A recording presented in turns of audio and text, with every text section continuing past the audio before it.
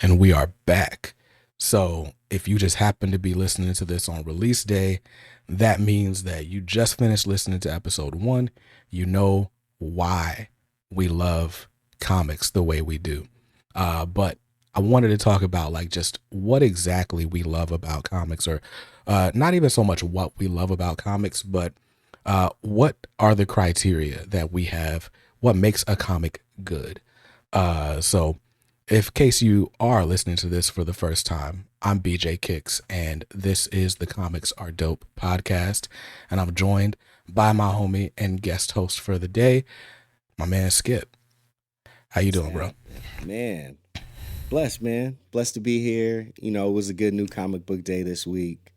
And we're going to talk about what qualifies a good comic book to us. So I think it's a timely discussion. Let's get it. Yeah, man, absolutely. So, let me just ask you right off the bat, because no matter what conversation I'm having about comics, I tend to take the approach that I'm a newcomer. Right? I started reading comics in 2019. We're coming up on the 4-year anniversary. But how long have you been reading comics? Reading comics, if we count the break in between when I was younger and then got back into it about 10 years ago, yeah, about 20, a little over 20 years total of reading comics. Okay. But you would call yourself like an avid fan for the last 10 years. Absolutely, yes, I would. Okay. Cool. So yeah, again, I'm the newcomer. I'm the little bro in this situation. But I started reading comics, like I said, in 2019. And as far as like what you gravitate toward, what are there genres that you gravitate toward, or how do you go about it? Yeah, I'm thinking about it, and there are genres that I gravitate towards, but more so creators Mm-hmm. and things that I can relate to. That's what I tend to gravitate towards the most. Mm-hmm. The third on that list would be unconventional. If something is unconventional, if it's not run of the mill, and I don't mean to say that in a condescending way, because we all know I'll grab a run of the mill real quick if it appeals to me. But Mm-hmm. if it's one of those three things, you'll usually find me gravitate towards it. Yeah. Word. I find that it's hard for me to sort of quantify my comic taste, but um, first of all, I love superheroes, right? hmm So I'm almost, I'd say I'm like 95% capes in my comics. Even the indies that I read are typically based on some sort of action franchise like Power Rangers or Ninja Turtles. So it's almost all superhero stuff on my plate generally. hmm Um, but for me, I love a good action book. But I also just love a good, solid story. Like I always say, like just give me some heart, right? Like I love family stories. Um, Yes. I love a good story with young leads. hmm Um, I especially love like father son, father daughter dynamics. Big time. Um, and yeah, that's kind of that's my bag, right? So if Superman and John Kent are both on the cover, I'll probably grab it. If it's Batman and Damian Wayne, I'm probably grabbing it, right? Like because Right. they mix the two. It's the superheroes and it's family. You can't go wrong. Um, but even the indies that I enjoy most have that aspect in some way as well. Mhm. Yeah, I feel you on that.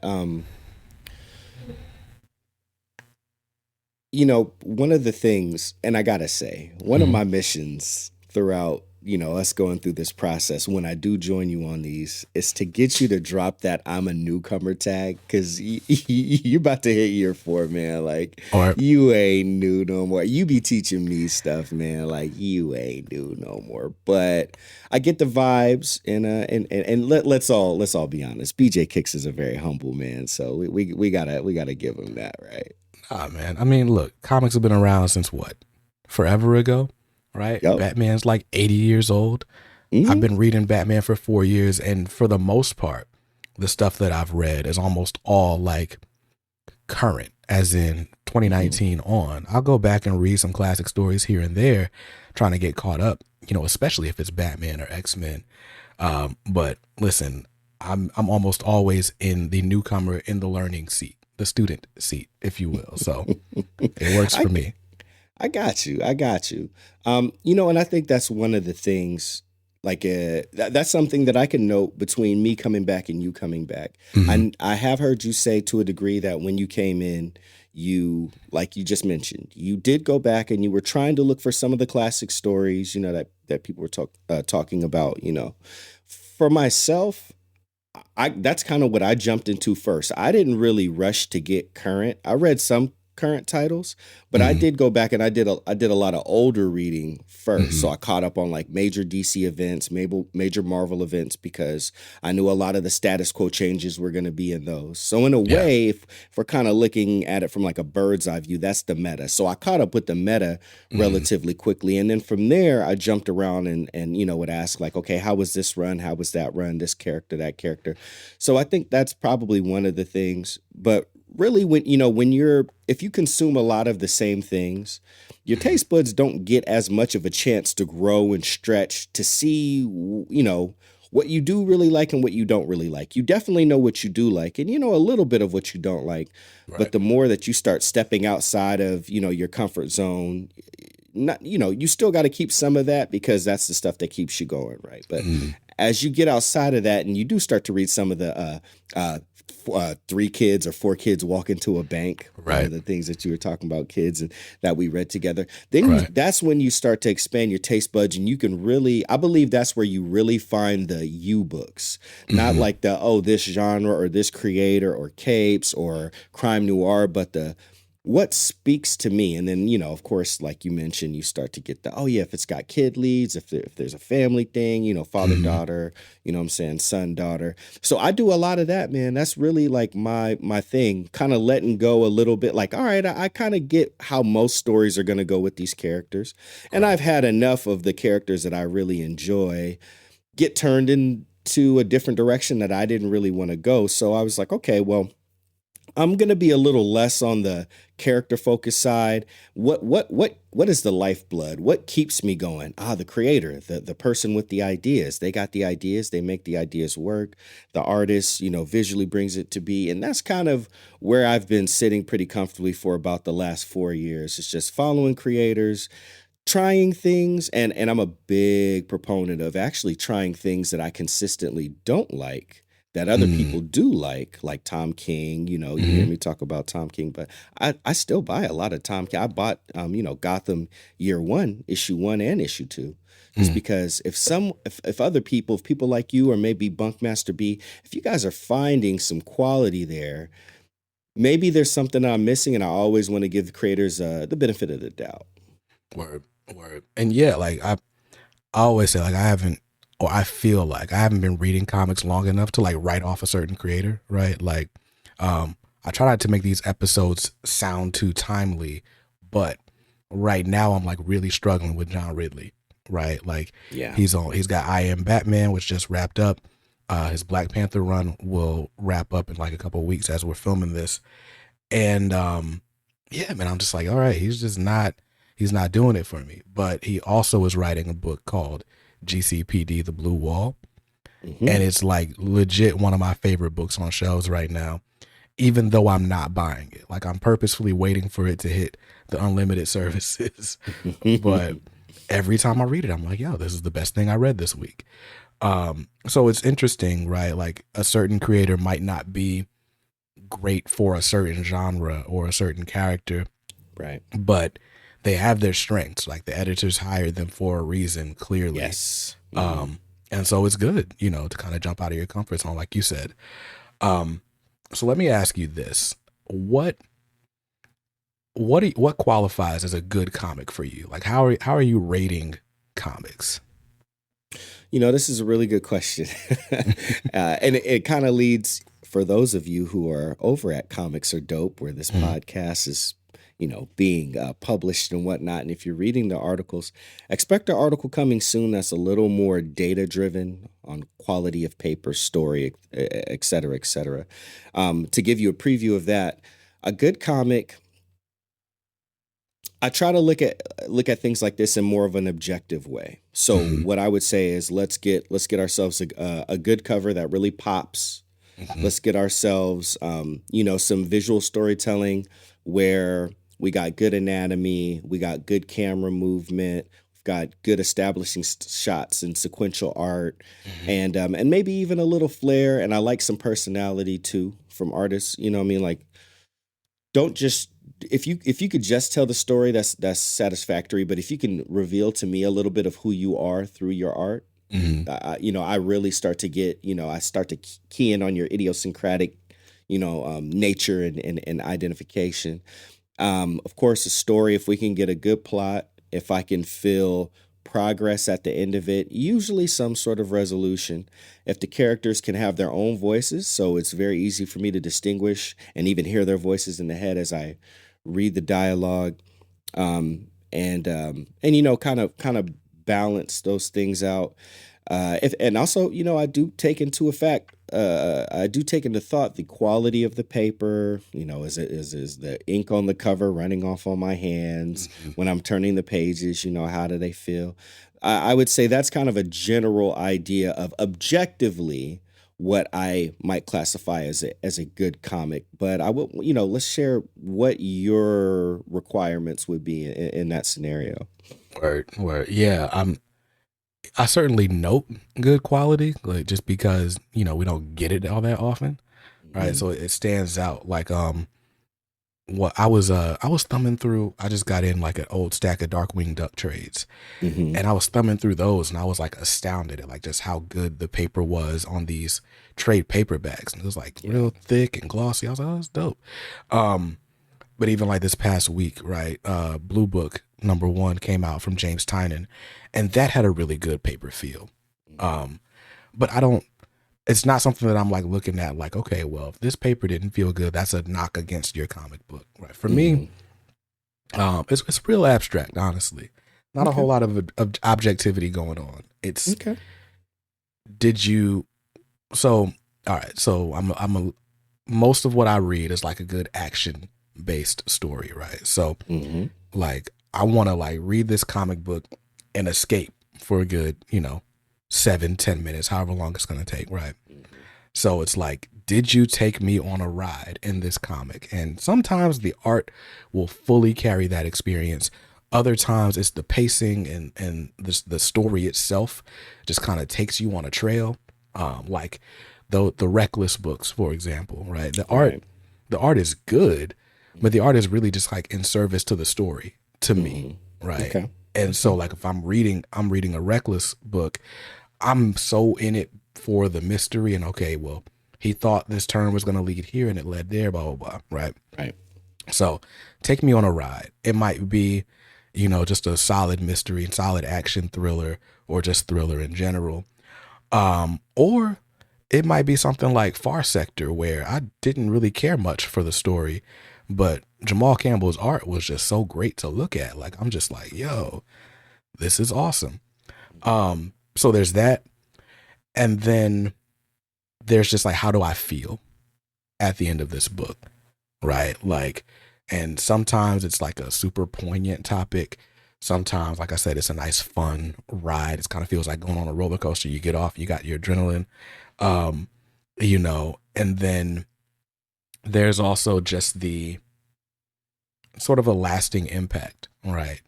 One of my favorite issues of really any comic, right, has been House of X #4. When I first was getting into comics, spoilers if you haven't read it, basically all the X-Men die on a mission in that issue. And I was just like, yo, what just happened? Like, what? And that's where the issue ends. And it's like that feeling, the feeling I got when I read that issue, I feel like I chase that every time I pick up a comic book.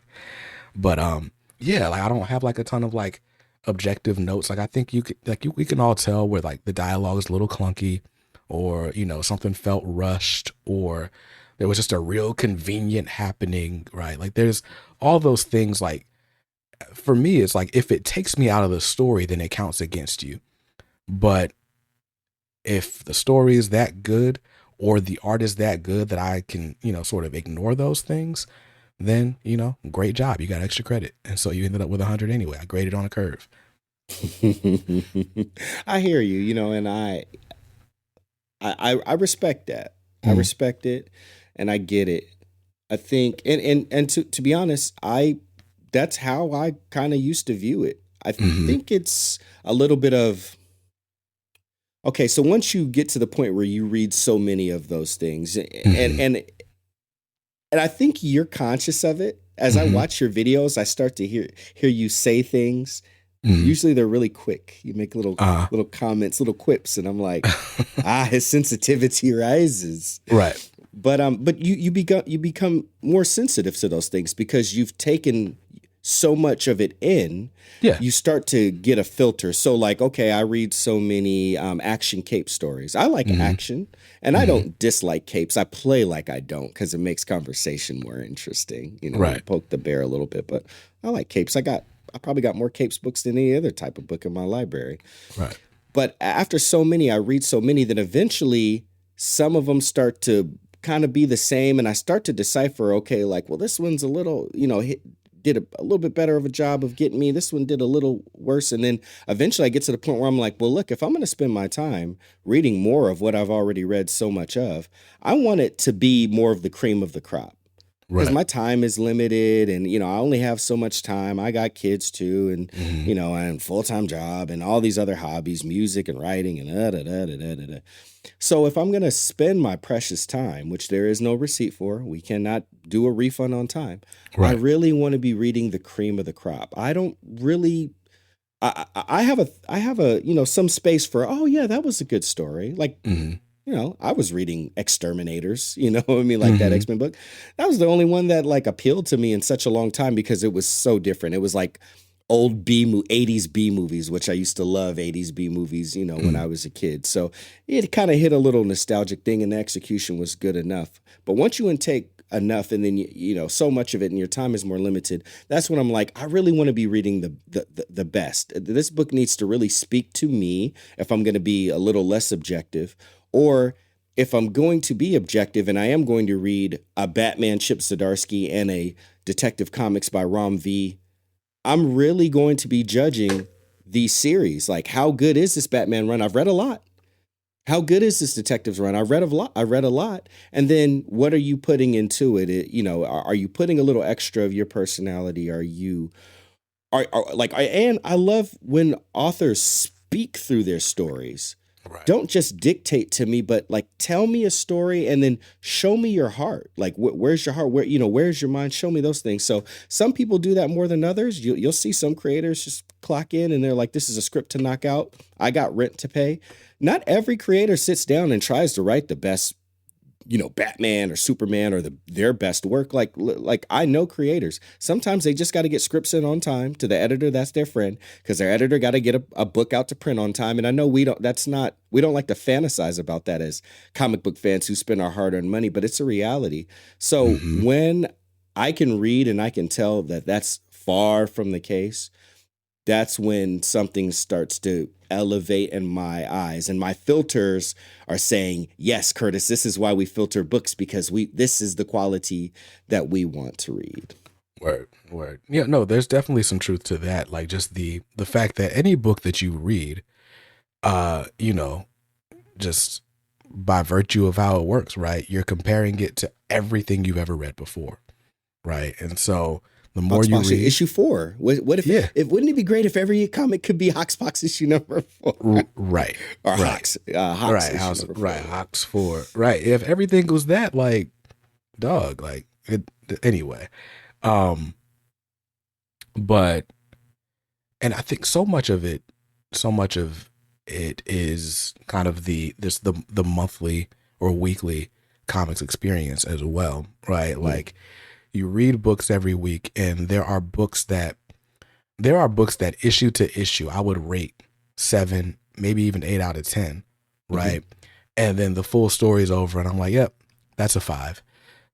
Like, and maybe Right. they just didn't stick the landing or Yeah. whatever it was, but Mhm. it's like there's something about that weekly cycle of reading that kind of lulls you into a state, right? And this may be a whole different conversation, but reading comics from week to week, even my rating system, we talked about it like on a live stream recently, right? But Hmm. even my rating system, when I give like my quick takes, it's compared to everything else that was on my desk that week, right? Right. So a 9 out of 10 is what I dub my favorite book of the week, right?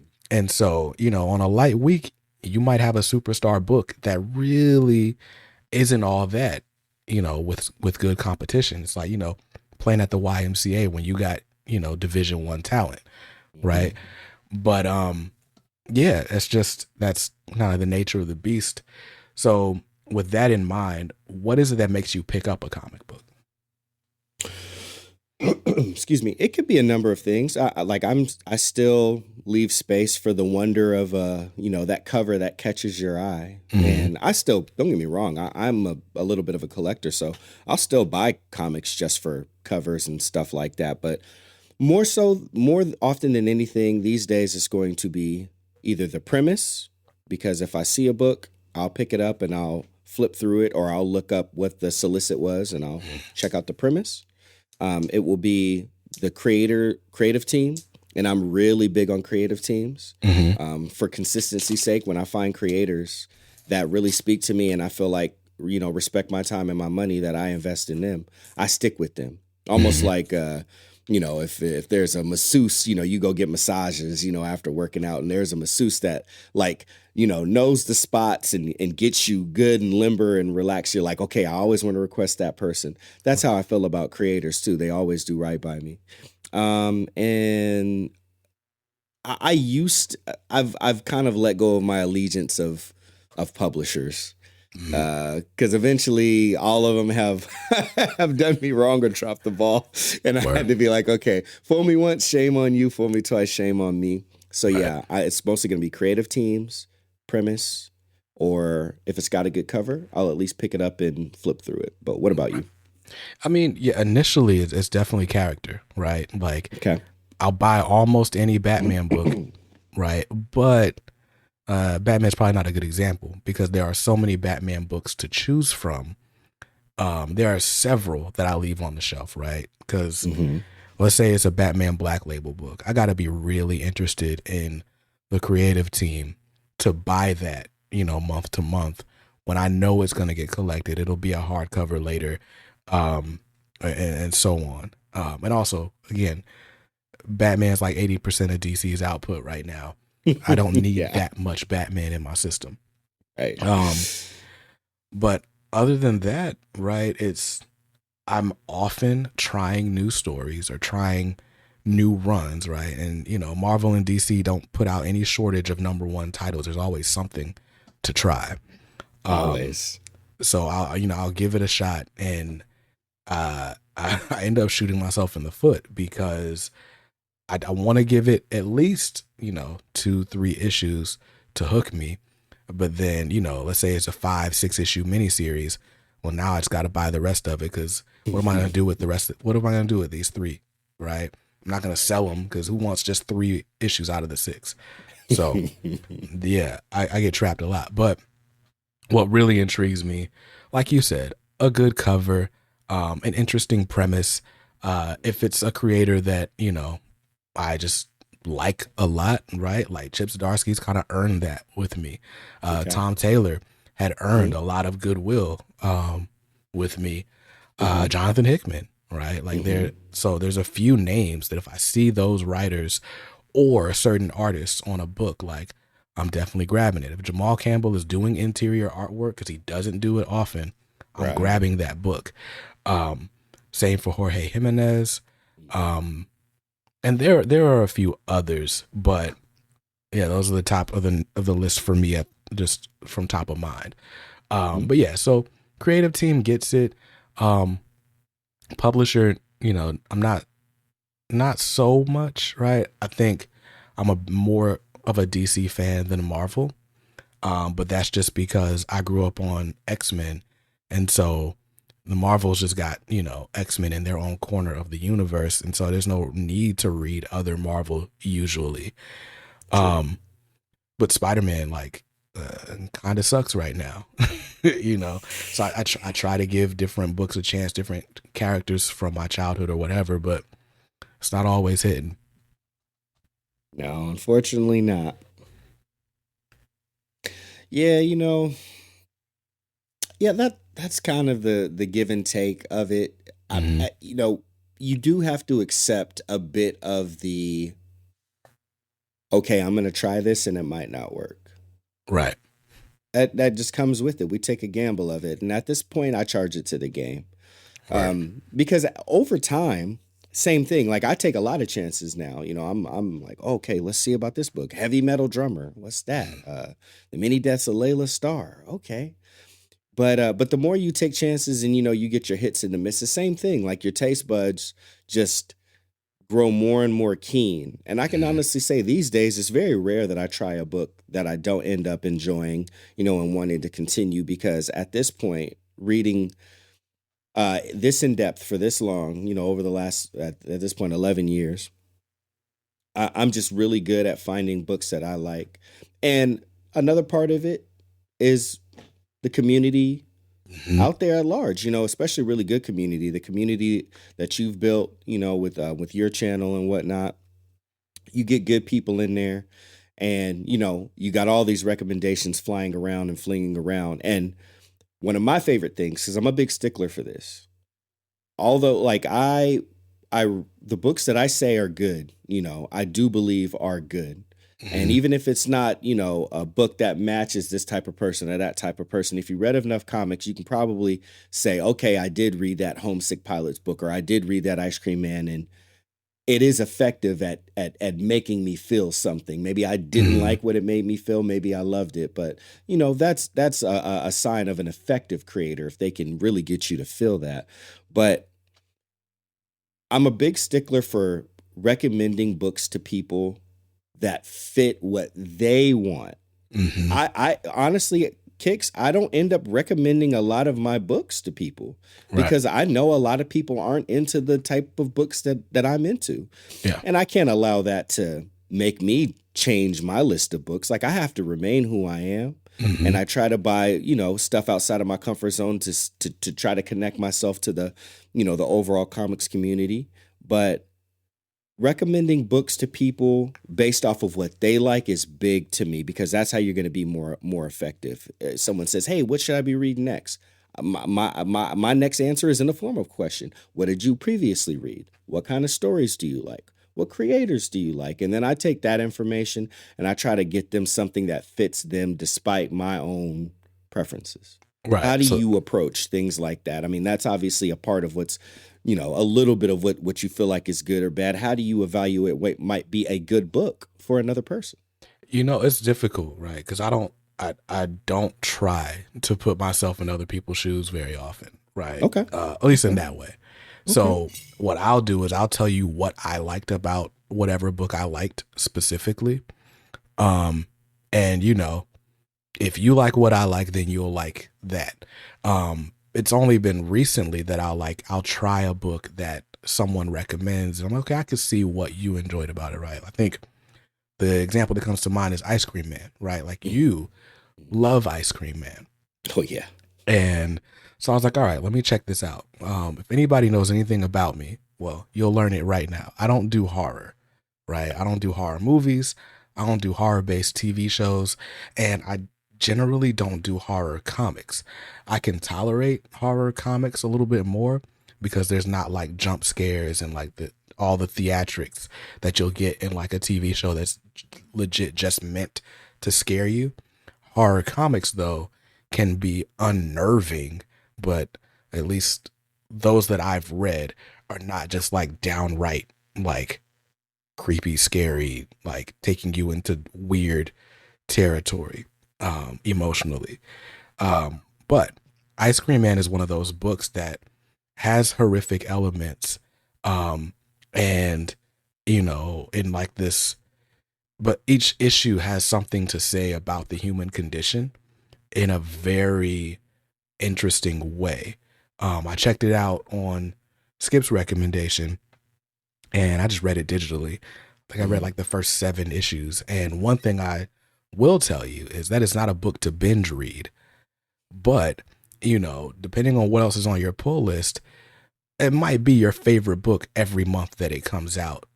And every issue that I've read is good.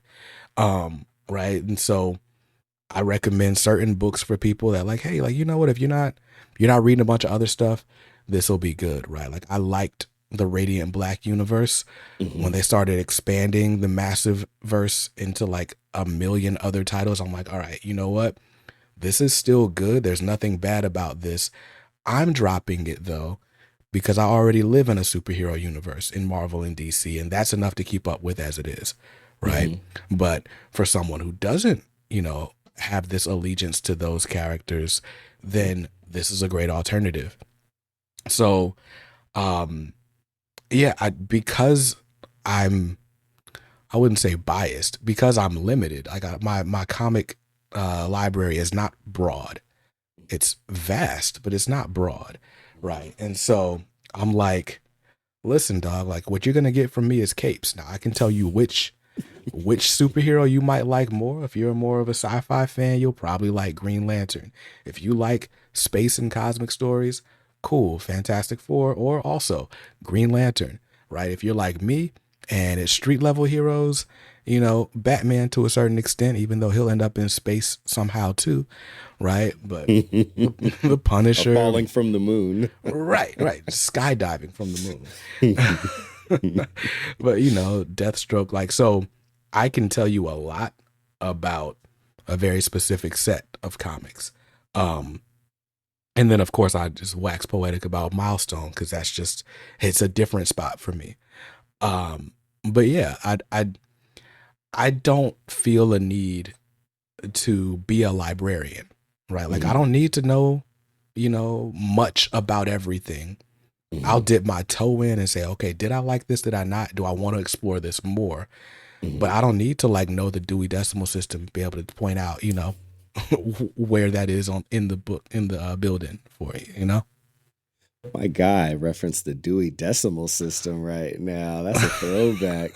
I thought I was the only person that still ever talked about the Dewey Decimal System. Does it not exist anymore? No, it's still there. But it's just like, I don't know, libraries as a whole, unfortunately, I just don't feel like enough people take advantage of. But that's like the analogy I use if I have to tell somebody like, hey, this is how an operating system directory works. It's like a Dewey Decimal System. I totally get that. And it's something that I respect because although it is not how I approach comics, I do want to, I'm so curious. I'm a very curious person, and I like exotic things. I like things that are provocative. So I want to try the different things. Like my pattern recognition is very high, and I'm a writer. So like after I get your pattern down, I was like, your pattern better be very, very satisfying. Otherwise, I'm going to go look for some other different patterns. So that's why I go around. But and truth be told, sometimes I do wish I was a little easier to please. When it comes to comics, or sometimes I see people enjoying a series and I'm like, man, sometimes I wish that I wasn't so critical, of certain things. I would, and I know how to turn my criticism off a little bit, but like you said, if something truly takes me all the way out of the book, it's really hard for me to get back into it. But now, I think for a very important question, we've talked about what we like and what constitutes a good comic. Right. We know our ceiling. We got to know our floor too. Right. What constitutes a bad comic for BJ Kicks? Listen, man. So, I mean, of course, first and foremost, bad art, terrible art, non-Jim Lee art. It doesn't have to be Jim Lee. I'm teasing. But yeah, nah. It's definitely terrible art. Like if your anatomy is off, specifically faces, like bad faces bothered me. Like, I mean, art is subjective. We can argue the merits of art whenever, but there's just certain things that are like, maybe your style isn't for me. But there are definitely like notable exceptions, right? Like a Daniel Warren Johnson, for example. If I had just seen his stuff on a shelf, like picked up the book, wouldn't have grabbed it most likely. Then you read a book and it's like, wow, this art services the story so well, and all of a sudden I appreciate it all the more. Right. So I try to branch out when it comes to art. But I mean, if I'm looking at a superhero comic, then now I'm judging it by all the best superhero comics I've read. I have a Mm-hmm. lot better art tolerance for indies. Mm-hmm. Um, but now, as far like stuff that's going to take me out of a story, uh, if I'm confused, right, Okay. and I don't necessarily need to be spoon fed the story, Mm-hmm. but a part of why I read comics as opposed to watching TV or binging Netflix or whatever is I don't have 45 minutes to watch this and then 45 minutes to watch episode 2. Like, let me get this quick little dopamine hit. I enjoyed this book. All right, now I got to go back to real life, raising kids and stuff. So, if I'm reading your book and I just don't understand what's happening, and uh, and there's a few exceptions, right? Like Priest is good for this. Yes. Priest is not someone necessarily to read He does month not to hold your month. hand. No, Right. he will bewilder you. Right. So you'll be like, I'm reading Black Adam right now. Black Adam through 6 issues, great. Issue 7, I'm like, what is happening? Like, is this the same book? And I know because I've read enough Priest Yeah. that by the time this series wraps with issue 12, it'll all come full circle. I'll understand it Mm-hmm. all, and it'll be Mm-hmm. amazing. It might be the best thing I Yes. read all year. Mm-hmm. But issue 7, I don't. I couldn't tell you what happened, and I probably won't be able to tell you until issue 9. Like, and that's just so there are, as you start to recognize different writers and styles, you can develop a tolerance for certain things and just, okay, I'll stick with it because I know. Like Hickman is another one, Yeah. right? Hickman's going to give you these broad and vast data pages, and he's gonna tell you story, and he's gonna show you story, and he's gonna leave things out purposefully and bring it back, and he'll like randomly have the artist recreate the same page panel for panel 5 issues later or 50 issues later, and all of a sudden it means something different. Like, all of that is going to happen, and you just have to roll with it, Yeah. right? So there are certain like Grant Morrison, like I would tell new readers to stay away, but then like I love Grant. I love kooky, crazy Grant Morrison. I love right, like I would tell newcomers to stay away, but at the same time, the first Batman run I read was Grant Morrison, right? Like I started with the Morrison Batman Volume 1, which ends with R.I.P. Yeah. but also has the Black Glove and some other like really confusing, like, who are these people? What is happening? All right, so technical difficulties, but we're back. But yeah, I think I was just so we're talking about what constitutes a bad story. Yeah, for me, if I'm confused, if I don't know what's going on, especially in a single issue, I have more patience if this is a collected edition, because I know the story is going to end, and I just got to get to the ending, and then I can judge for whether or not I liked it. But issue to issue, yeah, if I'm confused, that's gonna be a real rough day for me. But also, we're in an age where the stories are, I hate the term political, but the same talking points that we get, on the news or just in day-to-day conversation, living amongst, a diverse group of people, those conversations are making their way into comics. And, some writers tend to use the books as like, a soapbox. And I think we all do. I think the difference is, right, like, how well do you hide the magic trick? Like, how good is the illusion, right? So I feel like, yeah, your main character can feel just like you feel, and they can tell me that without telling me that in a wall of text, right? Like, one of my favorite hood movies or hood classics is You Got Served, right? And whenever I see like just a line of dialogue that is, okay, this is clearly just to like teach a lesson to whoever, right? I'll go, well, this feud is stupid, selfish, and it affects a lot of people.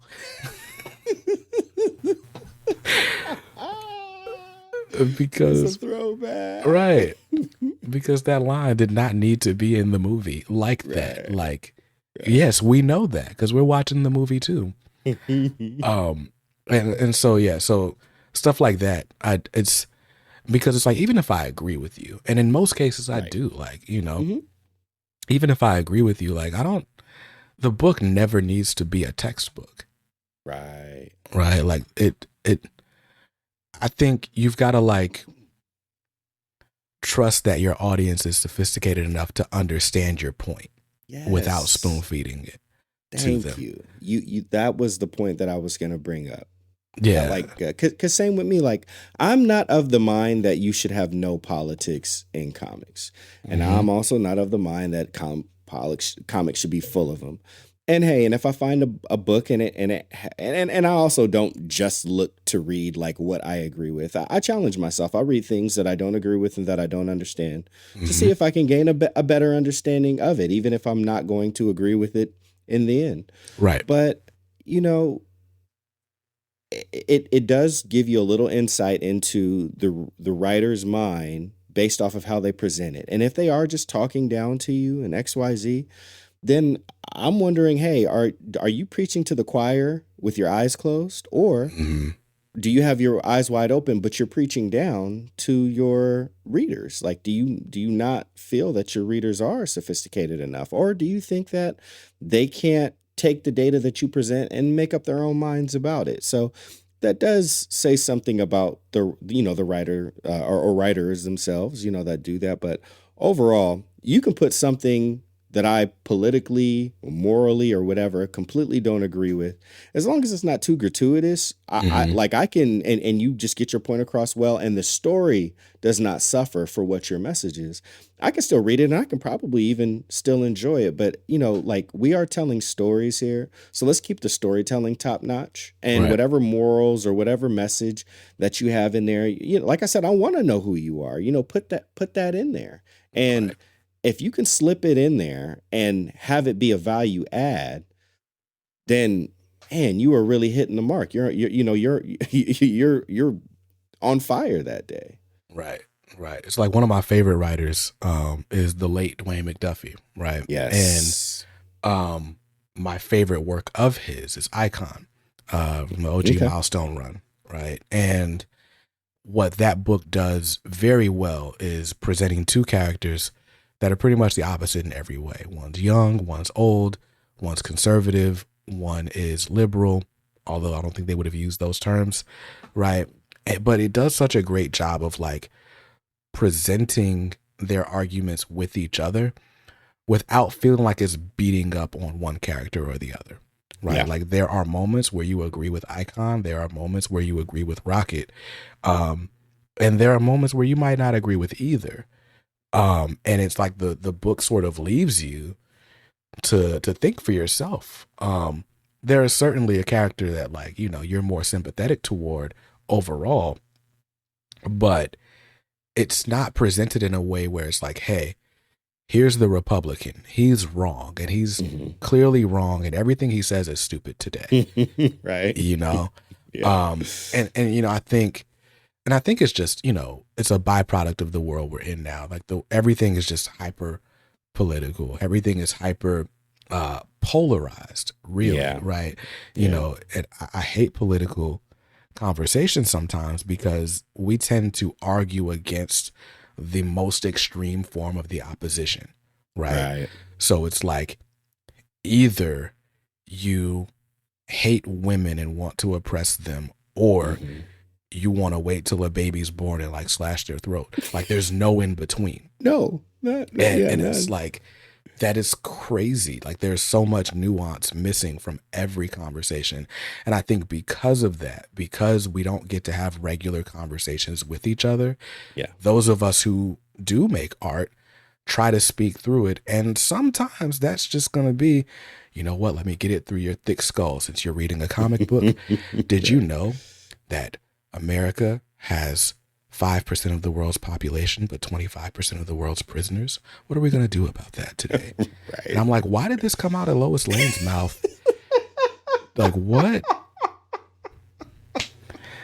And that's the thing. So it's like, again, because I'm reading comics to escape, not because I want to be dumb or willfully ignorant. Yeah. But if a book, kind of takes me out of the book and into the real world. That's like the exact opposite of what I was trying to do. Exactly. You And know, and so and that's the case for quite a few, I mean, for I would say probably majority of comic book readers. mhm. I myself, like I got one foot in, one foot out. I read comics to experience. Right. And sometimes it's to connect more to the world that I'm already living in, and sometimes it's to go off to a land far, far away. For me, it really depends. But I Mhm. think there is something to be appreciated and respected from everybody really that has to live in this world. We have to deal with the world in front of us, be it Right. good, bad, or in between. If we could do all of ourselves a favor and disconnect a little bit more, pick up a paper comic and put down that phone and turn on do not disturb and cut off those notifications and give our minds and our consciousnesses, or conscious I don't how do you say multiple consciousness, the collective consciousness. The collective. uh That's a great way to say it. Yeah. yeah, Just but make it singular. just make it singular. Oh, we can really talk about the singularity. That's Hickman stuff. But Right. to give us that breakaway. And like you said, reality is online and on the internet. It's the most extreme versions of the two sides or three sides, mostly only two side. But in reality, when we go outside and our neighbors are some of those people that we think we may be arguing against, it's Mhm. not always so extreme. And more often than not, there is a lot of care and concern that we have for those people. That's the thing that I like to see the most in comics, and that's what I like to put out in the world. Really, I may be quite critical of comics as an art form, but I love it. I've gone on record in saying whether you like a creator or you don't, just based off the fact that they aren't creating in comics, you can tell they like it because they love it because there's not a lot of money out here. And Right. if we can find a way instead to segregate and separate ourselves, but if we can find a way to bring ourselves together through this hobby and through these books, and if we can all just, you know, agree that Batman is just a ridiculous, rad character, and Right. if we can all agree that, man, when the art hits on a book, it's a vibe that you can't get anywhere else. Those things bring us together, and that's what I want to see more in the world than anything else. Word. Word. Yeah, I agree. Yeah. Then I probably misspoke, but yeah, I like to escape, but I don't need to not be reminded of the world. I just Sure. need. I mean, I you just read need. Milestones, so obviously Right. Right. there goes your proof of that right there. Right. But I do need to be firmly in the world of the comic book. Yes, Right. And if the yes. book is a reflection of the world that we're in, cool. But Mhm. if all of a sudden it feels like you're using, like, co-opting the book to do something else, it's okay, Right. that's weird. Um, or just stating the points in a way that feels unnatural, right? Like Lois Lane is not out of character if she's like yelling at someone, whatever, right? Yeah. Whatever's on her mind, she's gonna say it, right? Right. But if Lois Lane all of a sudden sounds like she's giving a book report, right? Okay, well that's different. So Yes. character voices matter. Yeah. The way you structure your dialogue matters. The way conversations flow Yeah. on a page matters a lot to me. Absolutely. Like nobody's about to speak in 15 sentences without breaking unless it's a podcast. Like those are the things that get me out of a book. But all in all, I think most comics, most literature, most art has some redeeming quality, Hmm. right? It's not I so would much agree. about what's bad about your book. It's typically what is so good about your book that it outweighed the bad for whoever the end user was. Hmm. So that's typically that's how I arrive at my, okay, well, the kick scale is just how did this book make me feel? Hmm. At the end of the day, the writing could be awesome and the art could be terrible. The art could be awesome, the writing could be terrible. Hmm. If either are terrible, I'm probably not recommending the book or reading it again.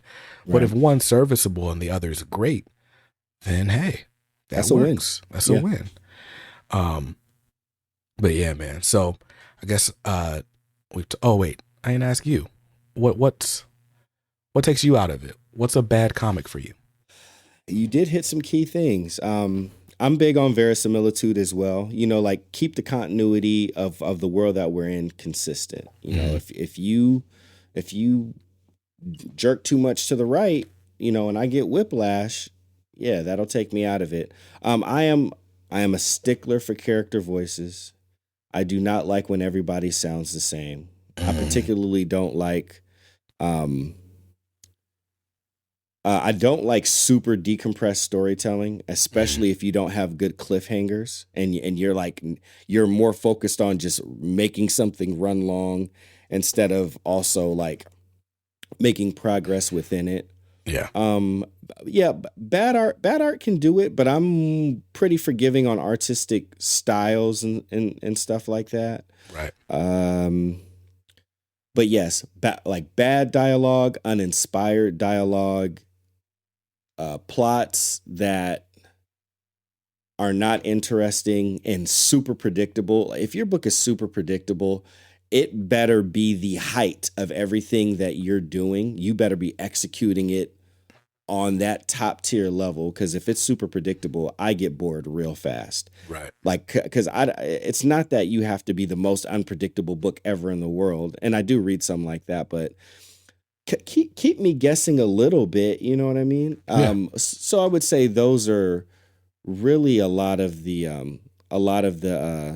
key things. And if you have inspired dialogue and even like Tarantino, some tasty dialogue, if you're a dialogue connoisseur, that can go pretty far. But man, dynamic storytelling, if you do have some action, and even if it's not like combat type of action, but if you have Hmm. actions that are occurring to people, I mean, someone can trip over someone sticking their foot out, and Jim Lee can turn that into, this crazy, and he's not even one of my favorite writers, but he's one of the, I mean, artists, but he's one of the best. Right. So if you can really have also inspired visuals that you're just really pouring into, if you can turn a panel into a mise en scene, Hmm. that can be pretty satisfying as well. I would say those are things that I look at for bad comics, and a few things that if it's the antithesis, are a really good comic to me. Right. Right. So yeah, I mean, I think we're in agreement that generally what will ruin a comic for us is the scripting. Hmm. Right. Yeah, because I guess I can forgive, subpar art. Hmm. But if the words that I'm reading just don't make sense, they don't ring true to the character, they don't ring true to like just normal everyday conversation. Like if I'm reading this and it just sounds like, okay, you must just like live in message boards and like don't talk to people. Right. Like, that's what's gonna take me out. So I guess I'll end it like this. I wouldn't ask you for your top three, but I'll ask you for Hmm. three of your favorite comics, just so we have a feel for what you love. Okay, got you. And are these series or like individual I guess just issues? just stories. That's probably the Hmm. best way to do it. Stories, and then maybe Okay. individual issues if there's something that just stick out to you. Okay, yeah, I got you. So my favorite comic story of all time is actually Cape's book. It's the death of Captain Marvel, and that's Marvel. It's Mm, hard for me to read that story without getting a tear in my eye. If you want to talk about like family and this and that, and like so much of it is there, and you don't need a deep knowledge of Marvel to really know. If you just kind of know a little bit of Thanos and a little bit about Marvel, you can read it. Jim Starlin is incredible. Still my favorite comic writer mm, overall to this day. Number two is issue number 4 of The Watchmen. okay. It's just expertly executed, incredibly told. Of course, it's Alan Moore, the best comic book writer of all time, and he's not even my favorite. And if we're gonna throw another one out, yeah, I'll just say my favorite series of all time, East to West. uh, Jonathan Hickman, Nick Dragata. I actually have a issue number 9 here because it's when the Black Prince Mm. spins off into his own story. I forgot to mail it to you a long time ago, so I'll make sure I get that to you. But Okay. yes, cyberpunk world meets western with some biblical properties in there, Mm, all really centered around family and love. But the characters that you get are very much like a Tarantino movie. They're very distinct. They got their voices. They're up to no good, and they all get their comeuppance. What word. you got, Kicks? Word. So yeah, I mean, we'll keep it capes for a second. So House of X, Powers of 10, Let's right? go. Hit Like me. That's the story that got me into comics. That's the story Yeah. that I compare every story to Yeah. in my head as I'm reading it month to month. So, House of X Powers of 10. If you haven't read it, it just kind of, it redefines the X-Men in a way that was awesome for the time. I think Marvel has kind of taken the concept and just run it into the ground at this point. But just those 12 issues, House of X Powers of 10, read that and it's amazing. It's amazing.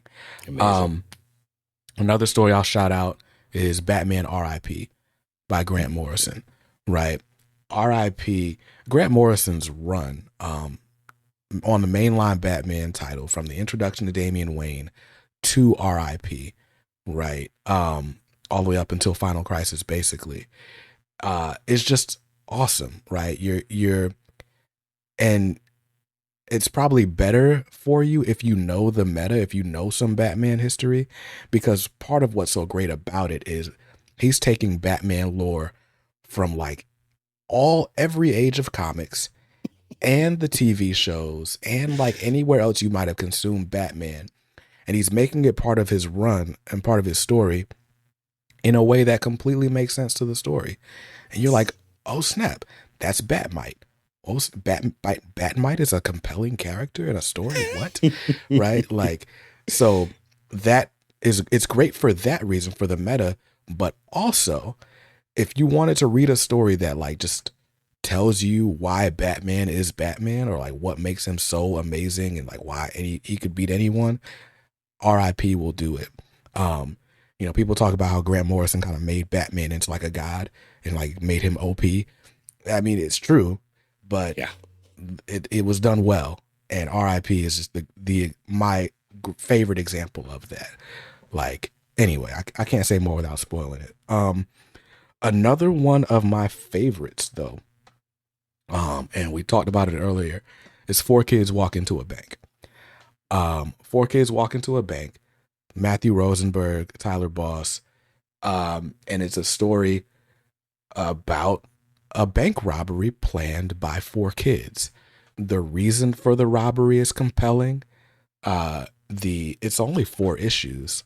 It's a really quick read, but you quickly fall in love with the characters. It's like The Sandlot meets Set It Off in some ways. Like that's a weird combination, but it's true. It's right. It's there. But man, I love that book had so much heart, and it's funny. It's funny. It's tragic. It's heartfelt, and it is just some of the best stuff I've felt after reading a comic. Definitely. Single issues don't stand out to me as much, and maybe just because I've been reading stuff from 2019 on, Yeah. but that decompression era was already set in. I don't generally remember comics issue to issue, like, but or at least not over time. The series that I'll tell you that I've been enjoying the most recently, let's see, I can't even do that, but I'll give another honorable mention. The beginning of the IDW Teenage Mutant Ninja Turtles run, also some of my favorite comics. It's like to be able to sort of reinvent a property, right? Like in the Teenage Mutant Ninja Turtles have always been edgy and campy, right? They start out as a parody, and by the time they get to what most people know about them, it's a full-on camp. Turtles in multicolor outfits, eating pizza, blah blah blah. Cowabunga. Right. Catchphrases, all of it. The IDW Turtles run, written mostly by Tom Waltz, but with Kevin Eastman as well. It's just it kind of in the same way that like Grant Morrison makes Batmite work, right? Like it takes those things that were kind of trivial and gives them purpose. It's like it's a grown-up Ninja Turtles, basically. Like it's got everything that reminds you of what it was when you were a kid or whenever you fell in love with Turtles, but it's sophisticated storytelling, so you don't feel like you're reading like a kiddie book. So I'll shout that out as well, and that's where Nice. I'll leave it. Okay. That's a solid little group right there. I like it. Or appreciate it. Well, look, man. So I said this was going to be a shorter episode. I lied, but now you know what we're looking at and looking for when we're looking for good comics, so that when we're recommending a story, if we decide to cover a story on this show, we think it's good for all those reasons. And hopefully you'll think it's good as well. Maybe even dope. So again, you can find me on YouTube at Comics Are Dope. And if you want more, timely comic book news, advice, recommendations, I encourage you to sign up for our newsletter. Go to thisweekincomics.com. Every Friday, I will email you 3 recommendations from this week's comics, as well as pre-order recommendations for books that are coming up on their final order cutoff deadline. I feel like cutoff and deadline are 2 of the same word, but hey, go to thisweekincomics.com to stay in the know. And Skip, where can they find you? You can find me on Twitter, Skipintosh, Skipntosh. You can also find me on Twitch, so twitch.tv/Skipintosh.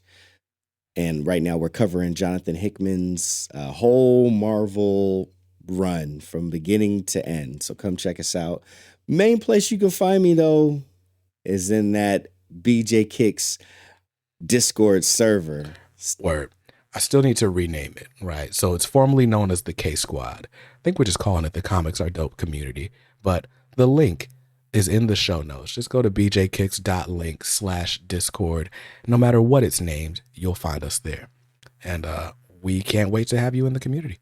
We talk comics, we do reviews, we have book clubs, show off recent pickups. It's a whole lot. It's a lot. If you ever wanted to be friends with somebody that loves comics and talk about anything in the world, you can do it. We can get your diet right. We can get your exercise right. We do it all. So we'll see you there. Us. Right. And until next time, make sure you're reading something dope. Peace. Peace.